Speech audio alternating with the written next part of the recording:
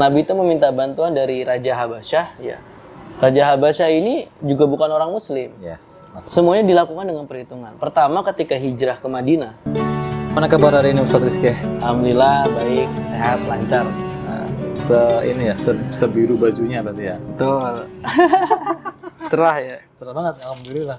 Kita lagi mojok di sebuah kafe. Kelihatan nggak sih? Nggak kelihatan ya? Sambil ngebahas santai lah soal banyak hal sebenarnya, yang salah satu yang jadi angan-angan aku sebenarnya Ustadz tentang kehidupan toleransi kita di negara kita lah, terutama yang majemuk, yang dari bahasanya ada mungkin ada puluhan mungkin ratusan bahasa. Ya, heterogen banget, terus kemudian dari agamanya, dari warna kulitnya dan segala macam. Tapi tetap bisa bersatu dengan satu kata itu Bhinneka Tunggal Ika. Itu sebenarnya luar biasa Ustaz. Bagaimana pandangan? Iya, dan secara faktanya Indonesia itu satu-satunya negara yang merdeka tanpa giveaway.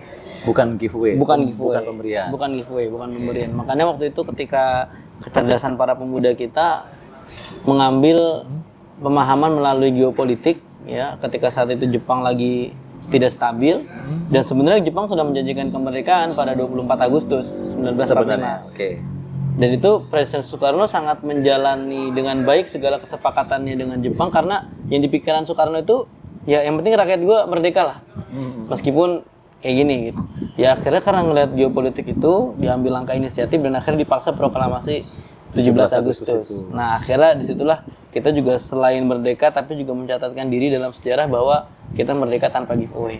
Dan itu semua dilakukan, salah satu embrionya adalah ketika Sumpah Pemuda. Dan Sumpah Pemuda itu diawali dengan kita semua satu, kita Indonesia. Mau itu orang Sumatera, mau orang itu Jawa, mau orang itu Sumatera dan sebagainya, kita satu, kita Indonesia. Sehingga satu pemahaman di mana mendahulukan kepentingan bangsa daripada kepentingan etnis, ini adalah nilai mahal dari orang-orang Indonesia gitu. Apapun urusannya ketika itu bicara tentang kebangsaan, maka kita bersatu untuk bangsa kita. Nah itu keren sih, itu emang. Dan akhirnya muncullah satu pengikat itu namanya Bhinneka Tunggal Ika. Berbeda-beda tetapi tetap satu. Artinya di sini ini ya, kalau aku ngelihat pasti akan ada orang, dalam arti siapapun harus menurunkan egonya. Iya pasti. Nah, menurunkan ego itu harusnya diperlukan apa ya? Hati yang lapang. Betul. Untuk toleransi terhadap sesuatu apapun itu namanya.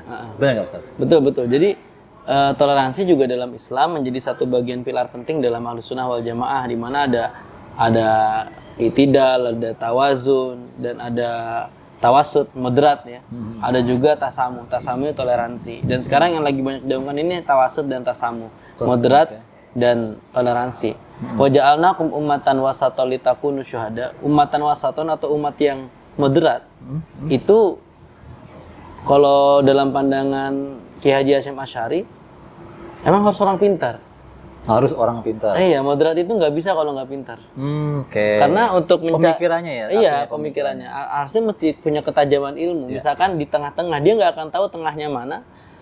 Kalau dia nggak punya ilmu kan gitu. Artinya, dia kan taunya kanan dan kiri aja. Betul, gitu. Artinya kan tahu tengah karena tahu tepinya kan sebenarnya. Karena tahu tengah, tahu mana batas ekstrim, mana batas liberalnya gitu. Nah itu perlu ilmu makanya. Sehingga toleransi pun juga seperti itu. Toleransi mesti didasari sesuatu yang menjadi batas argumentasi kita. Kalau dalam Islam sendiri falillahil hujjatul balighah, untuk menerangkan tentang Allah itu mesti ada hujahnya. Hujah yang bisa disampaikan dan argumentasinya yang kuat. Jadi betapa pintarnya, betapa cerdasnya para pendiri bangsa kita merumuskan Pancasila dan Bhinneka Tunggal Ika tadi demi menjaga persatuan bangsa di masyarakat yang sangat kaya ini, heterogen, luar biasa. Nah itu butuh juga keberlanjutan, sustain. Nah cara sustainnya ya dengan pendidikan. Pendidikan, terus diberikan ilmu, diberikan masukan agar tidak terputus di para pendiri-pendiri kita. Nah, toleransi ini juga sebetulnya bukan sesuatu yang sampai kebablasan juga. Misalkan mencampur adukan dan lain sebagainya itu juga tidak diperkenankan. Man tasyabbah biqaumin fahuwa minhum. Kalau misalkan kita mencampur-campuri itu ya, campur aduk, nggak boleh. Misalkan ibadah kita, ibadah dia, ibadah dia. Tetap ada batasannya. Ada batasannya. Cuma kalau misalkan seperti ucapan Natal, ini kan nggak termasuk tergolong ibadah. Dia mengucapkan dalam tanda kutip basa-basi gitu. Basa-basi untuk menyambung relasi kita kepada mereka, ya itu it's okay. Selama di hati kita tidak pernah mengimani bahwasannya Isa itu sebagai Tuhan atau Yesus sebagai Tuhan. Itu aja. Ucapkan aja untuk hubungan relasi kita ke sesama gitu. Tapi juga saya rasa sebenarnya ini dipermasalahkan juga tidak terlalu perlu karena pada nyatanya orang jarang kok yang ngucapin. Yes. Paling cuma orang-orang tertentu aja memang dia punya pekerjaan. Yes, relasi atau biasanya. Punya pekerjaan yang mengharuskan mengucapkan itu, dan itu ya wajar aja gitu. Orang memang lingkungan seperti itu kok tidak ada masalah. Dan ketika Anda menyematkannya dengan syahadat gitu, mencetrakan dengan syahadat itu sangat jauh berbeda gitu. Syahadat itu secara formal harus ada saksinya dan lain sebagainya gitu. Dan dengan ucapan samatan nggak auto lock out kok. Nggak auto lock out. Ya memang kecuali kalau bercandaan tapi dibaptis itu baru. Bercandaan tapi dibaptis. Misalkan baptis tapi bercanda doang, misalkan apa gitu. Nggak boleh itu. Itu nggak boleh kalau seperti itu. Kalau selamat Natal itu jatuhnya kayak ucapan umum aja gitu. Kayak orang ngucapin selamat Idul Fitri, selamat Idul Adha, ya kayak gitulah kira-kira. Oke. Tapi gini, aku nggak tahu apa sejarah dahulu kalau kita mundur gitu. Kira-kira Nabi mencontohkannya seperti apa sih Ustaz? Ketika dulu mereka kan juga hidup tidak cuma dengan orang Muslim saja. Iya betul. Salah satunya Nabi itu kan memang sosok yang ketika memimpin leadership itu tidak berbasis mukjizat full ya. Artinya ikuti saya karena saya punya mukjizat itu enggak. Oke. Semuanya dilakukan dengan perhitungan. Pertama ketika hijrah ke Madinah, Nabi itu meminta bantuan dari Raja Habasyah ya. Raja Habasyah ini juga bukan orang Muslim. Yes. Dan Nabi mengatur strategi politik meminta perlindungan. Dan itu aman-aman aja kok berlindung di sana gitu. Dijamu dengan baik dan Nabi juga tidak antipati dengan raja ini meskipun dia belum Muslim. Itu yang pertama. Yang kedua, dalam sebuah kisah itu ada ketika umat Nasrani Najran melewati Masjid Nabawi, Masjid Madinah, mereka diperbolehkan saja di situ gitu. Tidak diapa-apakan oleh Nabi, tidak dilarang menginjak juga tidak, tetapi berbaur gitu. Nah, itu beberapa contoh kisah dari Nabi. Makanya akan agak aneh ketika kita sebagai umatnya terlampau alergi misalkan ketemu dengan orang yang berbeda agama. Nah, itu. Dan batasnya toleransi itu adalah la a'budu ma ta'budun. Ya wa ma antum abidun ma a'bud wala ana abidun ma abattum. Oke. Nah, itu jadi yang penting itu kan memang sebenarnya negosiasinya orang musyrik dengan Nabi Muhammad. Udahlah kamu nyembah Tuhan saya setahun. Iya. Saya sembah Tuhan kamu setahun. Udah gitu-gitu aja gantian, nggak boleh. Dan iman itu harus ditunjukkan dengan konsistensi. Kalau misalkan kamu meyakini A, ya yakini itu, ikuti segala ajarannya. Jangan memble. Enaknya diambil agama itu, nggak enaknya diambil agama yang lain, gitu. Jangan begitu, harus konsisten. Segala sesuatu yang meliputinya harus diikuti dan diamalkan. Gitu. Kalau sudah memilih Islam, ya sholat. Misalkan ya, alasan sholat gini-gini, udah jangan Islam gitu. Apalagi sampai berpikir, saya udah sholat tapi tetap aja ada musibah. Ya udah kalau misalkan sholat itu kan perintah. SOP-nya jadi orang Islam kan sholat. Ya. Gak mau sholat, geser gitu. itu tanda konsisten dalam sebuah beragama. Makanya kita nggak boleh memble atau menyerupai kaum lain. Kira-kira seperti itu. Oke. Kayaknya ini apa namanya? Ketika kita bicara agama, terus kemudian kita bicara soal kebinekaan di Indonesia, ternyata apa ya, nggak sebarangan ketika kita mundur lagi bahwa apa namanya bapak bangsa kita itu menyetujui atau menyepakati namanya Bhinneka Tunggal Ika sebagai apa sih namanya perekat kita. Kalau sebagai worldview-nya kan Pancasila. Yes, katakanlah kayak gitu. Dan memang bagaimana kita mengatur dengan apa ya ribuan pulau, ratusan ras suku bangsa kita. Sebanyak ini kalau tanpa ada kesepakatan tadi itu gitu kan akan kacau dan kan akan berantem dan nggak akan ada titik temunya kan sebenarnya Ustaz.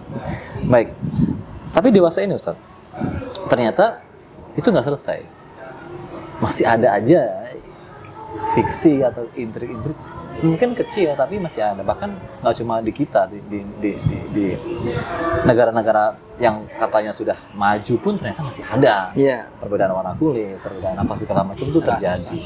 Nah itu sebenarnya apa yang terjadi? Gini sih kalau pandangan saya, kenapa sekarang masih terjadi seperti itu, intoleran dan lain sebagainya, atau bahkan negara kita cenderung terlihat tidak bersatu, apalagi ada gesekan antar agama dalam satu agama yang sama tapi gesekan antar ormas gitu ya.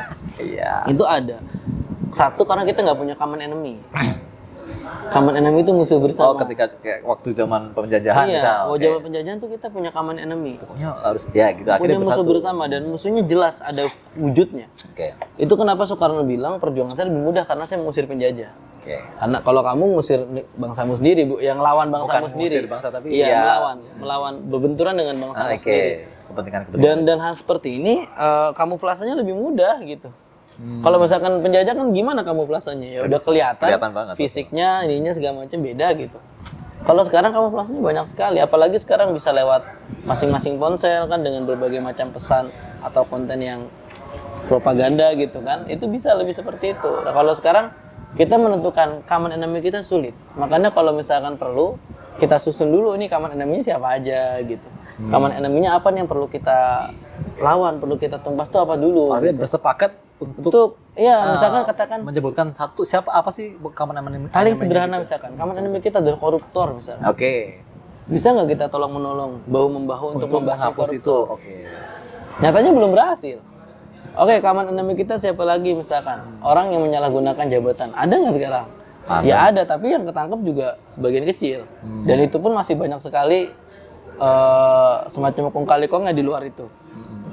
Aku jadi punya pertanyaan, Ustaz. Kenapa kita nggak mau sepakat ya? Karena gini, Kenapa nggak mau sepakat? karena berbagai elemen pun mendapatkan hasilnya. Ah, Hasil dari keburukan itu. contohnya. Oke. Kalau misalkan nggak dapat hasilnya, pasti orang nguap, pasti orang ngomong gitu, pasti dia bicara gitu. Dan itu common enemy kita harusnya. Kong kali kong seperti ini, koruptor, manipulator itu common enemy kita. Cuman karena itu semuanya berkamuflase, kita sulit melawan. Gimana caranya melawan? Sedangkan untuk memberikan kebijakan aja harus dari sana kan? Iya. Nah, kita kesulitan akhirnya. Nah, jadilah sekarang kita agak sulit bersatu gitu. Dan kekhawatiran di mana-mana kan jadinya seperti itu. Balik ke soal toleransi lah, Ustaz. Dari tingkat apa sih namanya intoleran yang terjadi di dunia saat ini, Indonesia tuh menduduki posisi apa ya? Aman apa tidak aman sih sebenarnya? Kalau posisi toleransi sebenarnya cenderung aman ya. Indonesia ya? Cenderung aman karena memang untuk keramahan, sopan santun itu sudah menjadi nilai yang cukup luas gitu. Yang nggak baik itu sebetulnya di sisi finance ya, di sisi keuangan ya. Nah itu yang agak lemah di situ. Tapi kalau di sisi toleransi terakhir saya melihat tidak terlalu parah, masih cukup bagus. Artinya gini, ketika apa ya, ada orang asing apa segala macam masuk Indonesia itu dianggap ya diterima dengan baik, masih bagus, masih makanya perkembangan apa sih namanya pariwisata dan lainnya masih bisa betul, masih baik, masih cukup baik untuk toleransi kita Oke. sebetulnya. Terakhir Ustaz, kira-kira saran terbaik bagi kita seorang muslim, sudut pandangnya harus seperti apa sih untuk Nabi itu nyalain gini loh, gitu. Bukan yang sekarang ada misalnya. Saya sebenarnya cukup waktu itu Gus Dur ya salah satu yang mempelopori humanity itu. Ya kemanusiaan itu penting gitu. Jadi kita tidak perlu melihat agamanya apa, itu manusia sama-sama makhluknya Allah. Oke. Kalau dibutuh pertolongan, masa kita tanya agamanya apa? Udah ditanya agama nih nanti nih, masih sakit nih, masih celaka. Ormasnya apa? Kan nggak pas. Itu anekdot tapi bener ya? Iya, itu kan nggak pas. Ormasnya apa nih? Mesti kan jawab satu apa gitu. Ikutnya ketum siapa nih? Ya, repot lagi. Lucu sih. Repot lagi. Dan itu humanity above itu. Kemanusiaan di atas itu. Di atas, oke. Makanya sampai ada perkataan man lam yashkurin nas lam yashkurillah. Siapa yang belum sanggup bersyukur pada manusia, dia belum bisa bersyukur kepada Allah. Maksudnya adalah ya manusia itu tetap mau bagaimanapun dia menjadi wasilah kita juga bisa dekat dengan Allah. Makanya nggak mungkin kita bilang kita orang beriman sedangkan keadaan kita berzikir aja tetapi nggak pernah bantu orang. Oke. Ini nilai yang paling dasar ya, apalagi ketika bicara toleransi gitu. Bagaimana kita bisa mengaku orang beragama tapi lisan kita menyakiti orang yang berbeda agama dengan kita. Bagaimana kita bisa mengaku beriman jikalau ada orang yang butuh bantuan kita, even itu non muslim, tapi kita nggak bantu. Nah ini akan menjadi PR buat kita gitu. Makanya hampir rata-rata di Al-Quran ketika bicara tentang iman pasti diiringi dengan amal soleh. Innal ladzina amanu wa amilus solihat illal ladzina amanu wa amilus solihat wal ladzina amanu wa amilus solihat.